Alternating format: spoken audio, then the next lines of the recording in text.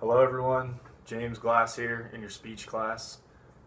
Today I'm going to do an interview with a friend and coworker of mine. I decided to go with the 10 questions that we had to pick from earlier in the week in our assignment.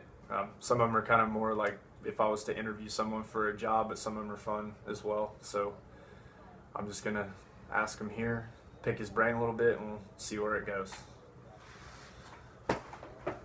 By the way, his name is Chris Patterson. I'm sure he'll tell you now. But, Hello, everybody. So tell me about yourself. So my name's Chris. I'm 26 years old. I was born in Palmdale, California. And I joined the Air Force about 4 years ago. And I'm a maintainer. And I'm going to college soon after I finish my enlistment here. I enjoy it very much. Not really, but it's okay. And I like to play Frisbee, and I like to play guitar quite a bit. I've been doing it for like over a decade now, and I really enjoy that. So it's pretty much me in a nutshell, man. Awesome. Yeah. And just to add that too, he also speaks German pretty proficiently, so he's kind I of wouldn't say proficient. Okay. He's a jack of all trades. I'm just going to throw that in there. All right, next question. What do you think are some of your strengths? I think I'm a fairly disciplined dude. Like I can pick something that I want to get decent at, and I can do it consistently every day. And I've seen a lot of good results with that. But I'm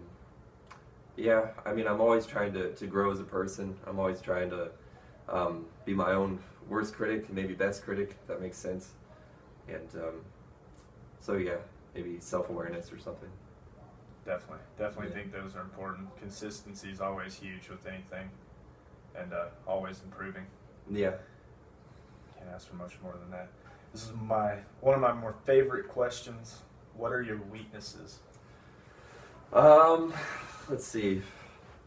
I think I can get kind of complacent, and I can kind of live in kind of like a bubble, so to speak, where I can do the same thing every day, and I might see progression in some points in my life. But I also won't take chances. You know what I mean? Like I just get kind of anxious, and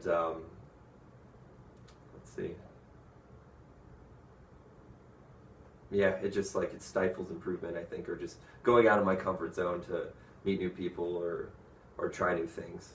So I can just get too comfortable. It's kind of interesting that you say that just based on already knowing you, because obviously I wouldn't if it was a real job interview, but it's interesting that you've traveled to so many places and you go do stuff, but then you say that like you won't go. Yeah, well, that's out like of your comfort zone. That's like when it comes back to the strength thing, you know. Like I'm always trying to like criticize myself, and I know that's a weakness. So I try and say like, okay, I'm gonna force myself into these situations. Like I'm gonna go someplace I've never been before, because I need to get out of my comfort zone because I know it's a problem of mine. So good stuff. All right, tell me about a time you had to give a difficult feedback, or you had to say, tell somebody something difficult that you really didn't want to, and how did you handle that? And I know for a lot of times in the military, we get a big, usually the fallback question when anybody's talking to us about this is always goes to like the stinky kid scenario. Like if you have somebody who stinks in the shop and you have to tell them, and how that kind of a basic funnier example that the military always uses. Let's see. The thing that comes to mind is when I was in tech school, I was class leader, lucky me, and we have this kid in our class named Fraggle, and I know, right, already. All right, but he was just super negative, and he didn't take criticism really well at all, and I definitely didn't handle that whole situation as well as I could have, because I think I'm kind of a blunt dude sometimes, and like for an example, we'd have to go march to the chow hall, and I'd have to sit and watch him eat and like tell him to hurry up every time he took a bite, because if we were late, it was my ass. And anyways, it was like a whole 2-month period where I was just really direct with that kid, and I didn't get anywhere. And in retrospect, I should have taken a step back and maybe used different tools or just a different approach. I can definitely relate to that. I'm pretty guilty of being direct and not Yeah. so patient with people sometimes, which I'm sure you know because you work with me every day. But, I do try and think about it sometimes and work on it. But Yeah. yeah, it's still a work in progress. How do you want to improve yourself in the next year, or say next 5 years? Well, I'd like to always be improving a guitar. I'd like to pick a couple challenging songs and do well with those. I'd like to continue to save money and stay frugal because that's a big part of having freedom in this world. I believe that, and I like to further myself in education as well, which is why I'm getting out of the military, and I like to pursue a pre-med degree, something hard science, and just take it from there, man.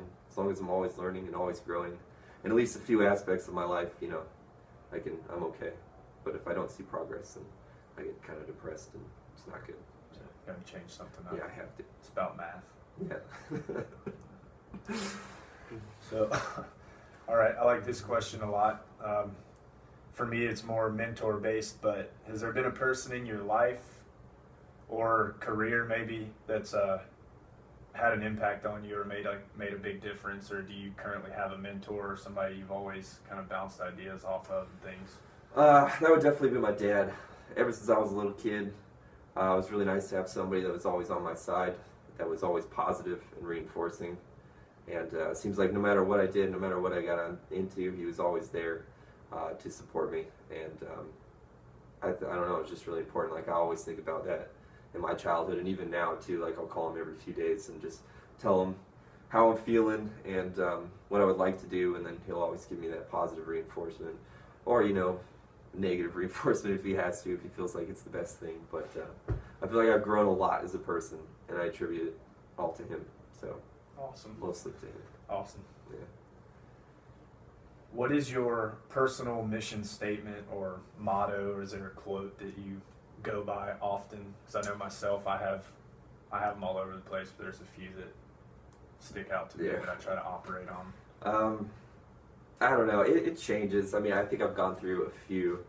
Now that I'm on the spot, it's kind of hard to say them. But I've been actually talking to Reeves lately, and Reeves made a funny one. He's like, "There's two different types of people in this world: people who make progress and people who make excuses."